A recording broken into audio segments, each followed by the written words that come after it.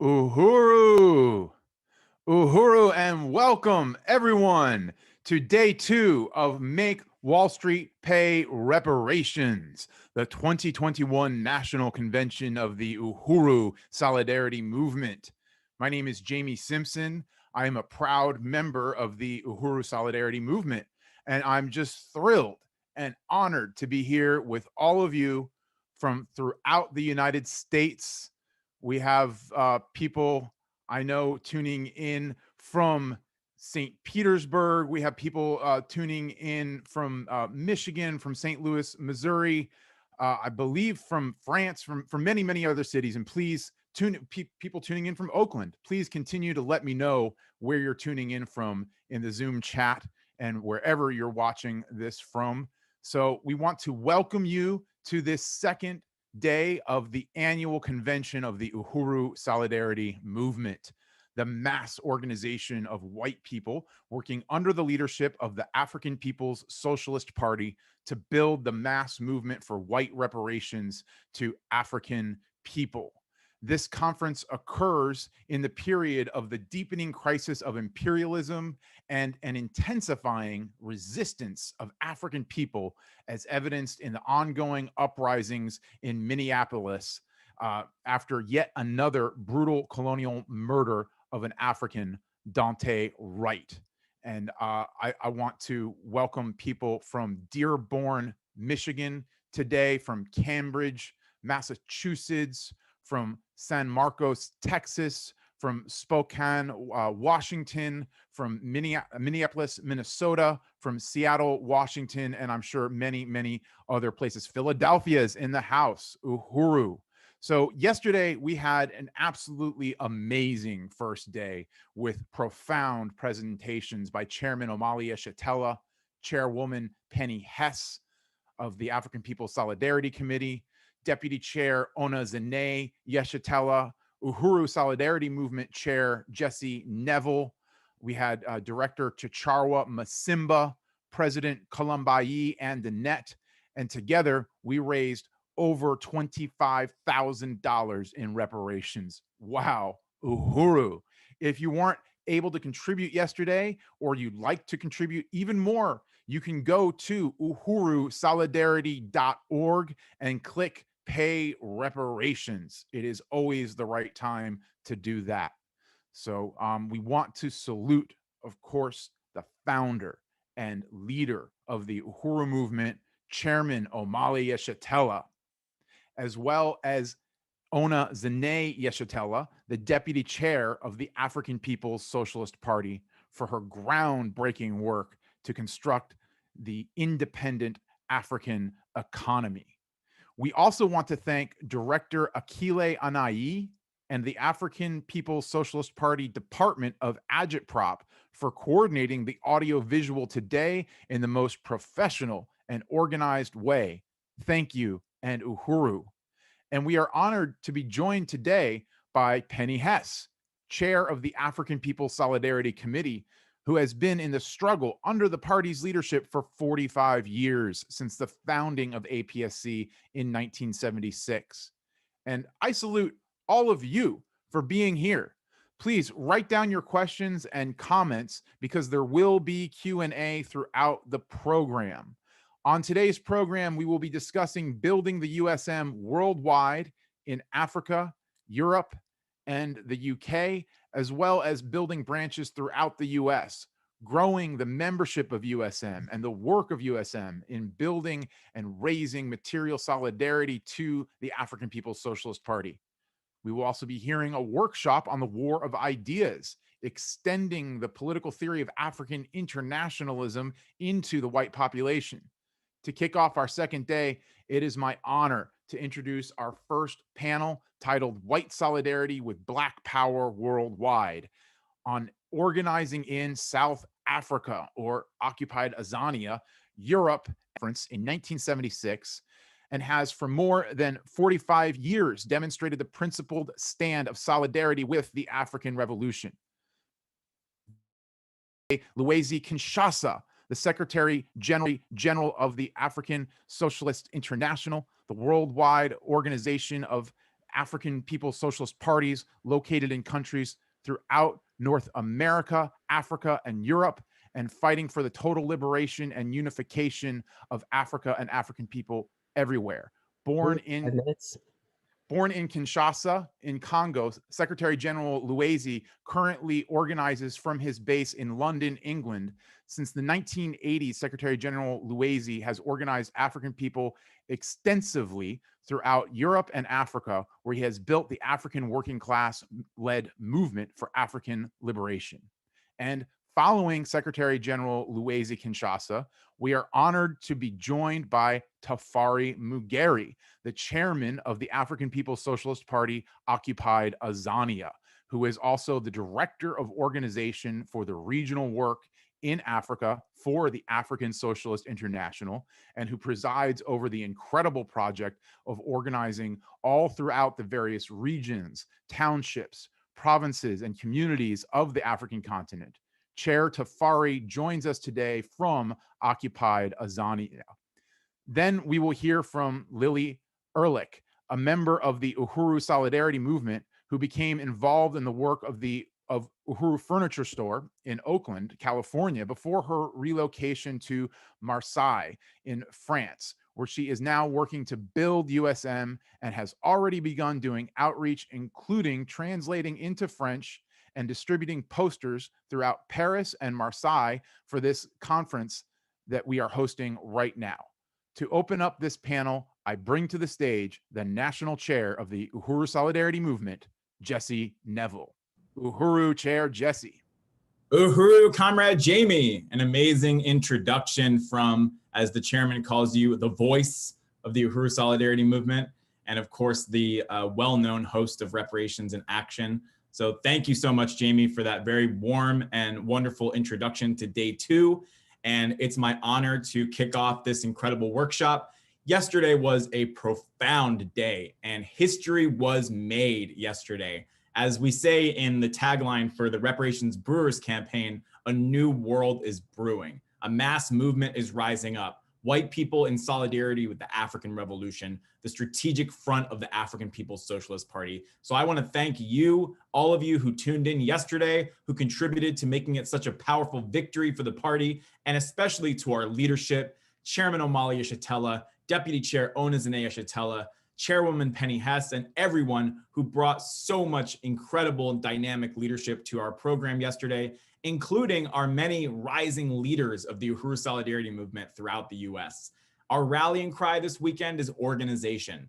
That's why this morning we will be focused on the urgent task of consolidating and building organization outside of the colonial borders of what's called the United States.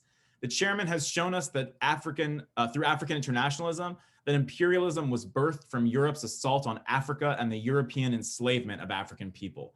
Europe spread itself out across the world in the form and consolidated itself in the form of settler colonialism, establishing white settler populations and colonial states in places like Canada, the US, Australia, South Africa, New Zealand, and Israel. In each and every one of those locations, we must organize a sector of the colonial settler population and win them to the principled stand of anti-colonial unity with the African Revolution. Moreover, in each of those places, and especially on the continent of Africa, in South Africa or occupied Azania, the African People's Socialist Party is growing under the tenacious and brilliant leadership of the chairman, Secretary General Luizi, Deputy Chair Onizane Yeshitela, and Chairman Tafari Mugeri. And as the Black Revolution is reborn in Africa, we must be prepared to neutralize the settler population and to drive a wedge between the white settlers and the colonial and the neo-colonial settler state and build the solidarity front of the African Revolution everywhere. This also includes Europe, where Secretary General Luizi Kinshasa has been working for decades to build the African Socialist International and build the party and wage a campaign to expose the past and present crimes of Europe and the US against Africa, especially the ongoing genocidal slaughter, torture, and looting of the Congo. As the colonial contradiction is being forced to the surface it is more urgent now than ever that we build APSC and the Uhuru Solidarity Movement in Europe and in South Africa and anywhere colonial settlers have placed ourselves. We have to build branches in France, in Belgium, in England, in Germany, and everywhere else throughout Europe. Organization is key, revolutionary organization under the leadership of the African working class. The party is global. USM must be global. Make Wall Street pay reparations must be expanded to mean make the city of London pay reparations, make Belgium pay reparations, make the European Union pay reparations, make Israel and South Africa pay reparations. So this is the topic of today's workshop, White Solidarity with Black Power Worldwide. And without any further ado, it is my honor to open this panel, which will feature distinguished leaders of the African People's Socialist Party and the ASI, S.G. Luwezi, Kinshasa, and Chairman Tafari Mugeri, as well as our APSC Chairwoman Penny Hess, and USM organizer in Marseille, France, Lily Ehrlich, who, as was mentioned, worked to build this convention by translating the poster and organizing herself and her friends to post it up on walls and streets all over Paris and Marseille. The work has begun, but there is so much more to do. So let's get started. So I'd like to turn it over now to the chairwoman of the African People's Solidarity Committee, who has organized and spoken in Europe several times in the past to organize European audiences to unite with the African Revolution. Uhuru Chairwoman Penny Hess. Uhuru, thank you, Jesse. And welcome to everyone here today on the second day of this profound convention. Really moving forward, just an incredible day yesterday. Really salute all the participation and the leadership of Chair Jesse and the comrades who presented. Were just really inspiring, professional, well-prepared, and true African internationalists. So it was very powerful. I salute Uhuru Solidarity Movement. And I want to join in saluting the Secretary General of the African People's, the Secretary General of the African Socialist International, which is the organization of African People's Socialist parties in various countries around the world, and is the coordinating body for leading the struggle and the overall movement to win the liberation of Africa, to liberate African people everywhere, and to have the return of the stolen resources and reparations in a revolutionary demand back into the hands of a liberated government led by the African working class that is implementing socialism, genuine socialism for African people, the only way that Africa will ever be free and liberated. So this is a very, very, very powerful time in which the party is building the African Socialist International and implementing and building organization all over the world. So I salute Secretary General Luwezi Kinshasa, under whose direct leadership I've had the honor of working under different projects and different times, and just know that Secretary General Luwezi has fought tirelessly as an African exiled from Congo, but living in Britain at this time, and whose work to organize Africans on the continent of Europe, pushed to Europe based on the colonial domination, continued and ongoing colonial domination of the continent of Africa, and pursuing their resources, as they say, as Chairman Omali Yeshitela says. So, I salute Chairman Omali Yeshitela as the chair, the leader of the African Socialist International.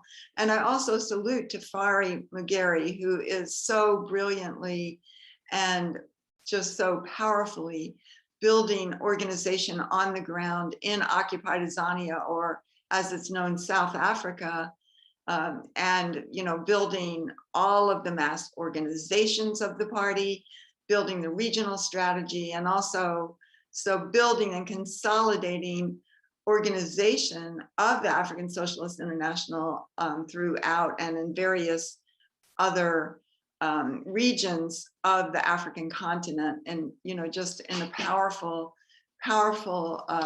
organizational work led by Chair Tafari, and just recognizing the significance of the African liberation movement in this period, in the period that is going against neo-colonialism and against the counterinsurgency against the African revolution on the continent of Africa that so brutally and viciously was implemented by the US and the European colonial powers in the earlier period, in the 1960s and early 70s.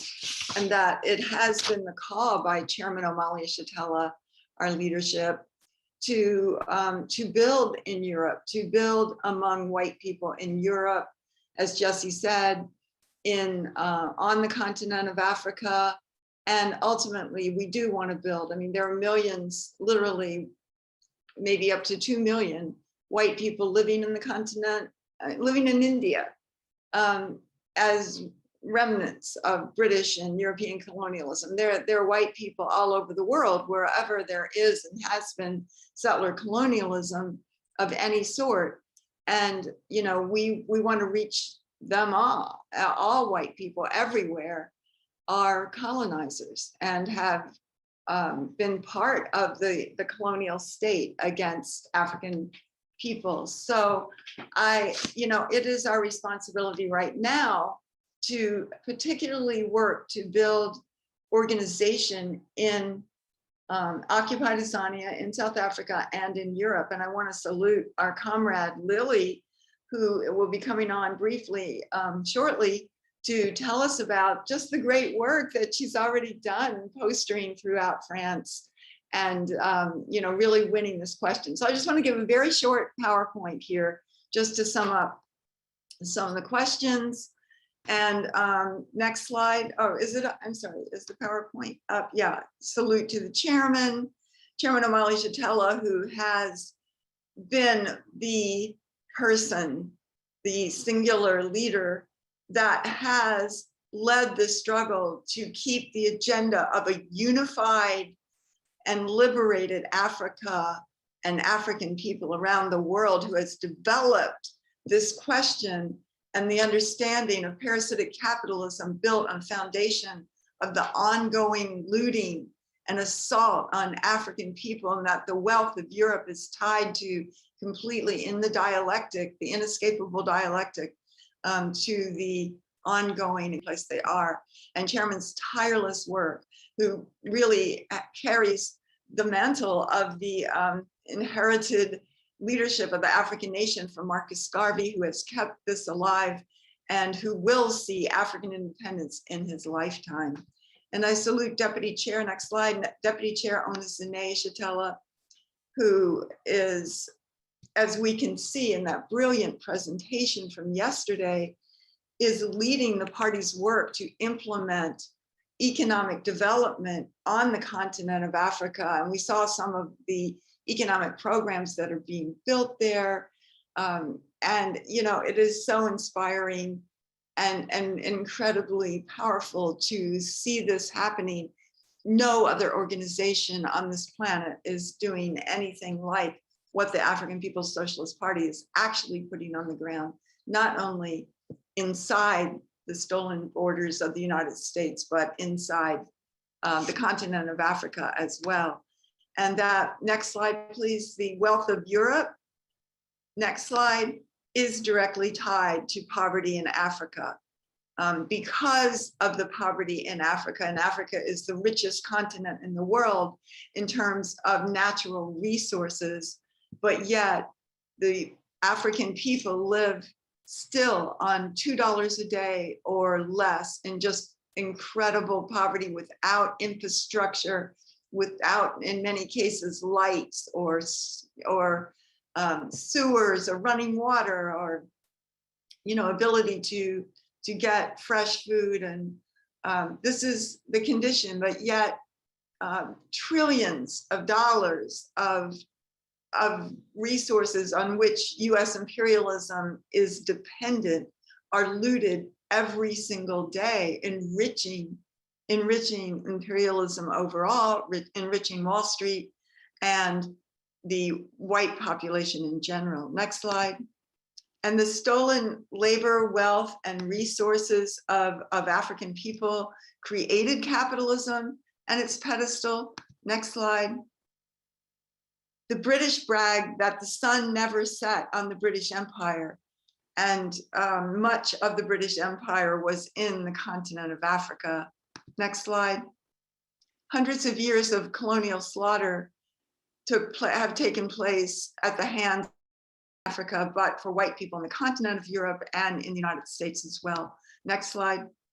And that, that Europeans cover over their brutal colonial history. And I just want to say something about that, because as under S.G. Loisy and, with the chairman's participation and the participation of deputy chair, and, under their leadership, APSC has built, we have built tours and organizing campaigns on the continent of Europe. But this colonial question there's a complete denial of it. And it's very interesting that in this past year, there were articles. 5 minutes? Yes. I'm sorry. Okay, my time's up. Is that what you said? No, 5 minutes. Oh, okay, thank you.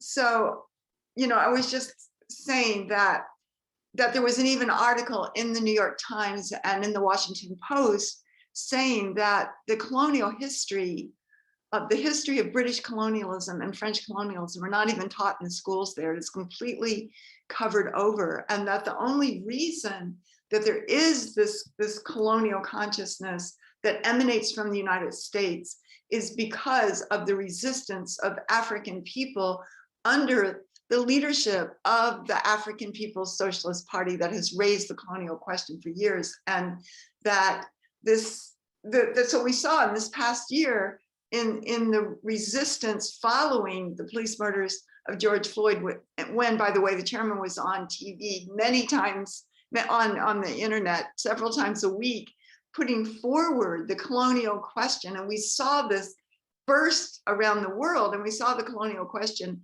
erupt even in Europe. So, this is a new period, and that, we just want to say that the British colonizer Cecil Rhodes was clear. Next slide.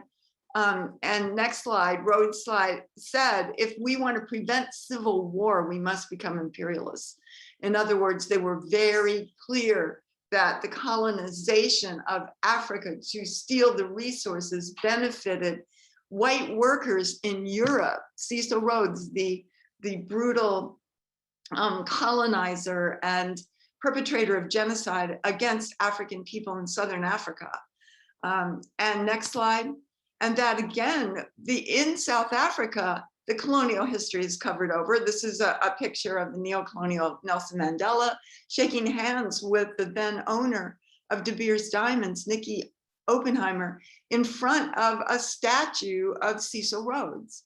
And so this, tells the story of the conditions and the stand of the neo-colonial government in South Africa, and that we've seen in the last few years, African student-led movement that Rhodes must fall.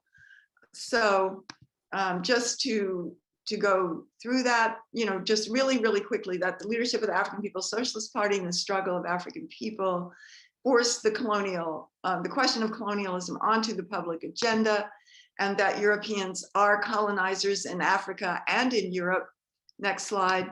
Slide 15, African People's Socialist Party is fighting to liberate Africa and African people and all its resources. 16, white people in Europe and colonial settlers in Africa owe reparations to African people. Next slide. Uhuru Solidarity Movement under the leadership of the African People's Socialist Party in Europe and Africa, and unity through reparations.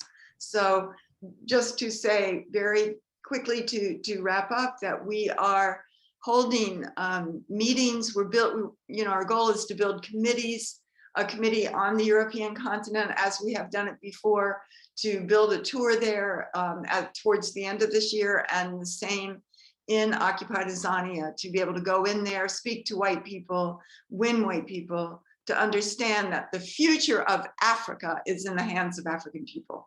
Reparations now, Uhuru. Uhuru. Thank you so much, Chairwoman Penny Hess, for that excellent overview. And I unite with every single word.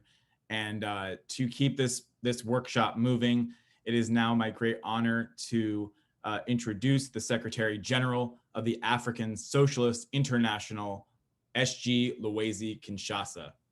Uhuru.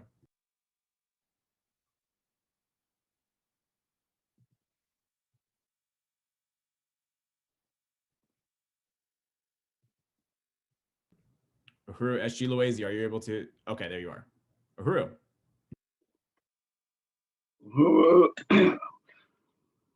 Uhuru, Comrade JC. I'm really excited just to be in this program, and I would like to say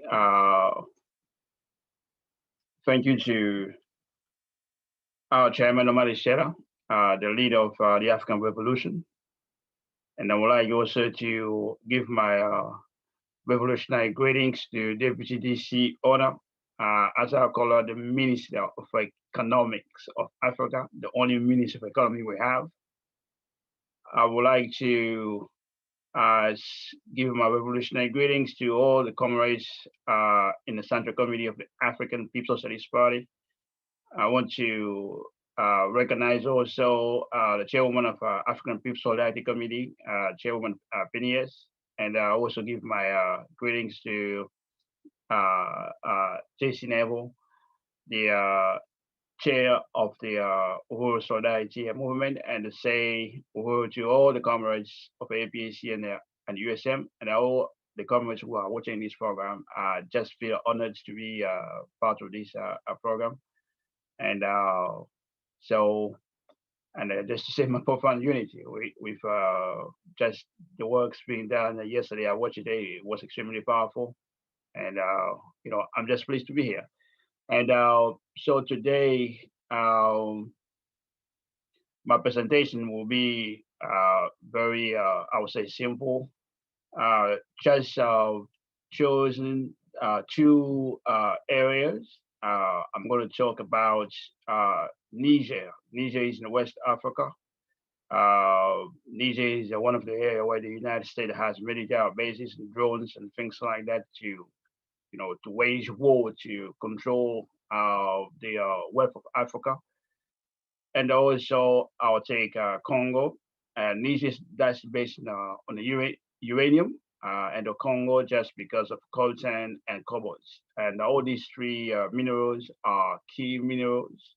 You can't talk about imperialist powers without talking about nuclear weapons and things like that. And you can't talk about Congo without talking about the electronic industries, laptops and mobile phones, things like that. That's critical minerals without which you can't have the nuclear powers, and you can't have even the electronic industries. So we're going to begin by watching just there are two things we're going to use. We're going to use the PowerPoint and also a brief film, a short film. So we start with the PowerPoint presentation. So we just want to make sure people understand that everything you see about capitalism is funded on colonialism. And when we say colonialism, so we say that they are the minerals, are the money, the labor that make possible the manufacturing of phones, laptops, all those things require forced labor. Millions, over 5 million Africans are displaced in the Congo. This is the war the United States and its allies are carrying in Africa, in that part of Africa, in the Congo. That's every day. I get pictures every day of hands cut, women killed, decapitated people, things like that, ongoing. We can do days and days of PowerPoint just on that. Over 10 million people dead. This is the cost of success of Apples and all these other companies. Next, please. And you see the workers. These in the North Kivu. These where most of the killings take place. You don't see here about you have militias, death squads. They are all around there to control the workers, to keep the workers, submitted so they can just produce for the multinationals and things like that. And you see everything's being done by hands. There is no high tech there, but all these products go to high tech companies. Yes, next one, please. And you have to think about coltan and cobalt, these two essential minerals, and the children working in the mines. That's everywhere in the Congo. Even when we give the figures of 40,000, 50,000 a year, these are just guessing. There is no census in the Congo. They don't even know how many people are there in the Congo, just to let you know that. So forced labor is everywhere. So those children are whipped. We have the African people who controls them, and they live. Their hunger is most of them don't go to school anymore. You have almost 60-70% of children in Congo don't go to school anymore, particularly where you have all these minerals. Next one, please. And so there is no resting day over there. You work every day. And in fact, the figure you see there when you say Congo's national budget is about 45. So that's something's missing. It's 4.5. That's my error there. It's $4.5 billion. It's not even the budget of city of Paris or London or New York. That's 4.5 billion. It's nothing. And you look on the right of the slide, you see just the profit from Apple alone. Even talking about Microsoft, Samsung, Nissan, all these Sony, all these companies, just for the second quarter, 192.8 billion. And it's just unbelievable. So, and 100 million people in the Congo cannot live on a 4.5 billion, as a budget. And when you think 60 to 70% of the budget is just to provide salaries for the African petit bourgeoisie in power, so the people have got nothing. Next one. And so you can see the condition of working. So on the left-hand side, that's the coltan. These the workers. So they have to go down there, and you have a landslide, rock slide. That's regular. I don't know how many times we put flyers, statement to denounce companies like Glencore. It's just unbelievable. So death that every week. And on the right, that's the cobalt. You can't really see the train to give you the significance of cobalt. It's everywhere in the cars, mobile phones, laptops, and things. Put it this way. Cobalt has got many use, but you just have to remember that 40% of rechargeable batteries come from cobalt. That gives you an idea. And 60.6% of cobalt, or even more, come from Congo. But the poverties are unbelievable. Next one, please. Oh, that was the last one. Yeah, so the green economy, whatever they call it, the green economy is a genocide economy because it's based on colonialism. So everything colonialism means genocide. You cannot separate the two. When you hear colonialism, it's synonymous of it. It's genocide. You can't separate the two.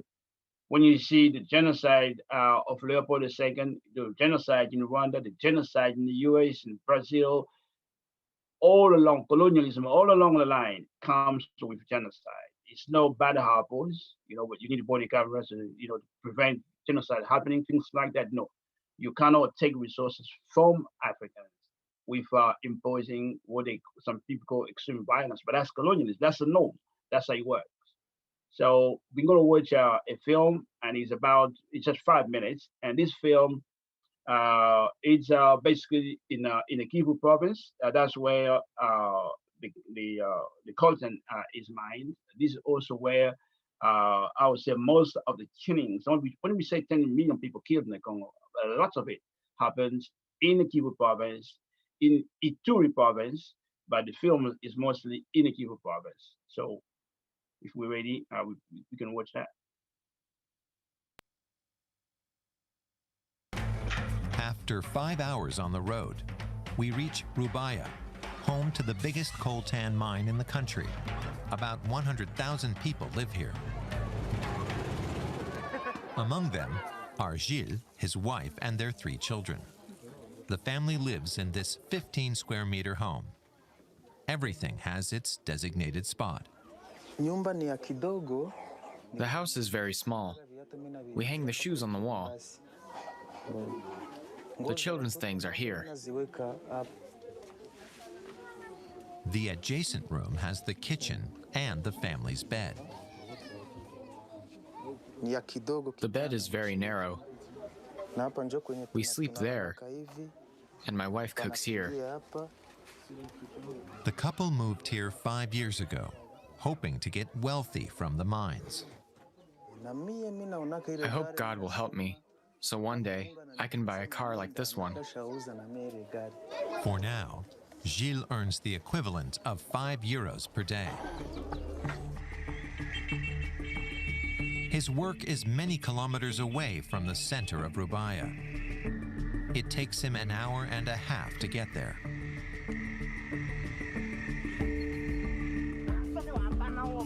There are hundreds of coltan mines in the area.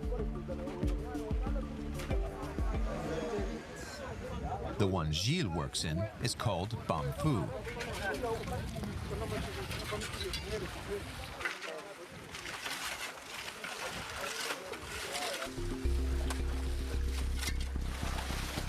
The ore is extracted from the sludge by hand.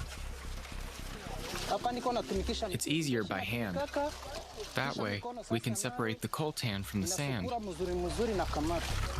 Once processed, it's an important part of manufacturing microelectronic components.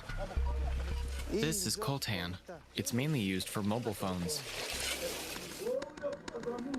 Gilles has to climb into the mine to dig.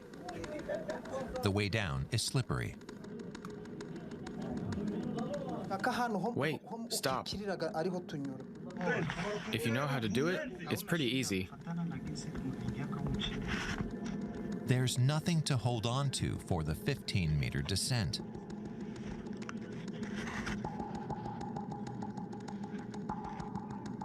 At the bottom, it's difficult to breathe. The shafts and tunnels are not adequately supported. They're at risk of collapsing. Gilles gets to work with a pickaxe.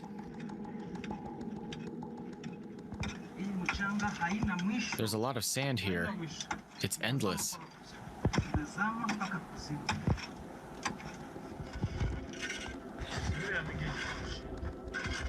Extraction is the priority, not safety.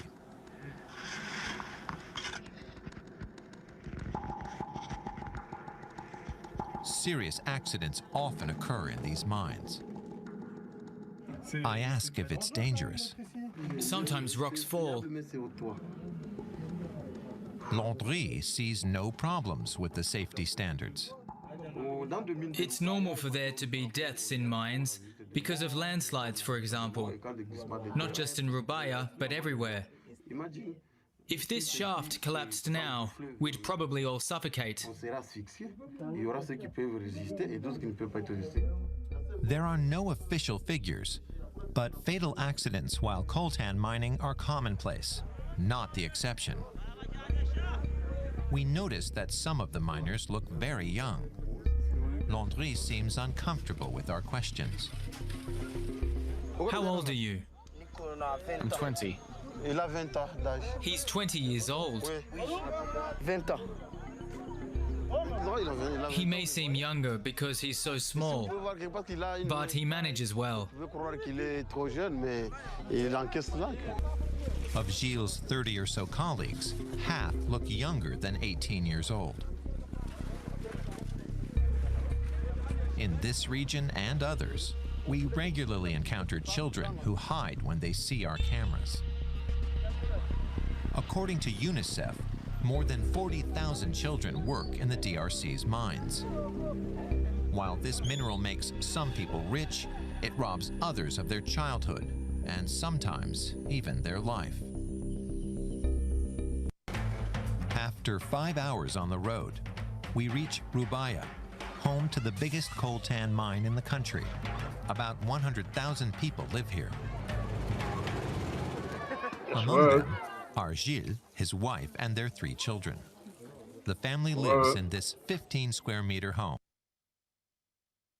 Okay, so you just watched this video. Of course, this is just 5 minutes, so it gives you an idea of the conditions, the living conditions of the workers in Kivu provinces. You have like 30 seconds. I've got 30 seconds. Yes. Yeah, you can take a little bit longer if you need to, Ashtiloezi. Yeah, so I'm gonna move to another area because that's about coltan and the cobalt. So I want to also talk about uranium. You know, uranium. France used uranium from Niger to produce electricity. 75% of electricity of France comes from the 50% of electricity used in France comes from the uranium produced in Niger. In total, 75% of electricity in France is from uranium. And you need to know the condition of living for Africans in Niger.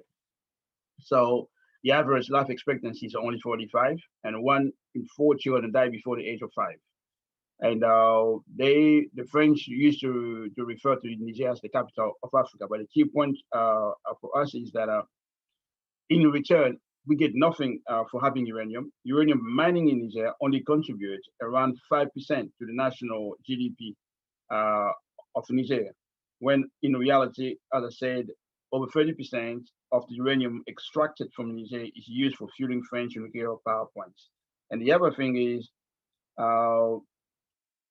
we need to know is that in terms of pollution, radiation, people need to know this. The studies done in Niger prove that concentration is almost 500 times higher than normal background levels. Even spending 1 hour per day over 1 year at this location where the uranium is extracted can expose a person to 10 times to annual radiation dose. And in 4 of the 5 water samples that Greenpeace collected in the Arlit region, that's where they steal the uranium concentration was above the World Health Organization recommended limits. It estimated 270 billion liters of water had been used by the mines over 40 years of operations, draining a fossil aquifer more than 150 meters deep, according to Greenpeace. And one more statistics here. The case of severe diseases among the mine workers has increased. According to the study done there, most common diseases are disruption of the hormonal system, cancer, infertility, birth malformations, abortion, and psychological disorder. And but the doctors hardly acknowledge the fact that many of such diseases are actually related to radioactivity. So you not only are the French corruption throughout Niger to deny even that the causes for the disease are linked to uranium. So making all these just case for the struggle for reparation.